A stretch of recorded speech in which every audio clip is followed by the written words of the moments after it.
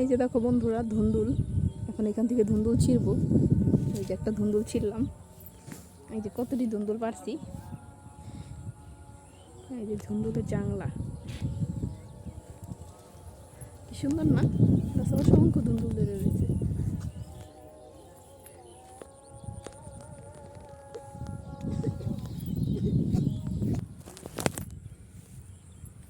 ধুন্দুল আর ধুন্দুল, এই যে জাংলায় অসংখ্য ধুন্দুল ধরে রয়েছে।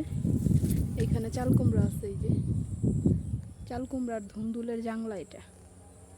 এই যে আমরা এখান থেকে ধুন্দুল কিনে নিয়ে গেলাম, যে ভাইয়া বুনছে উনি আমাদের কাছে এগুলো বিক্রি করে যাবে।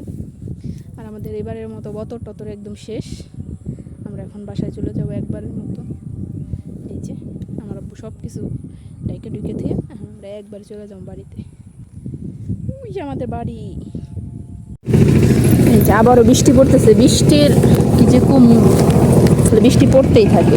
এই যে ধুন্দুল নিয়ে এখন বাসায় চলে যাব।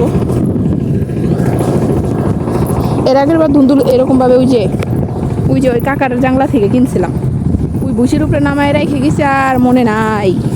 এই জন্য আজকে আমি ধুন্দুল নিয়ে যাচ্ছি কোলে করে। এই যে ধুন্দুল আর আমি, কত সুন্দর সুন্দর সবুজ সবুজ ধুন্দুল। এই ধুন্দুলগুলো ভাজি করবো। ধুন্দুল ভাজি আমার কাছে অনেক মজা লাগে, মিষ্টি লাগে। এটা আমার মতো গাড়তেরা যাইতেছে।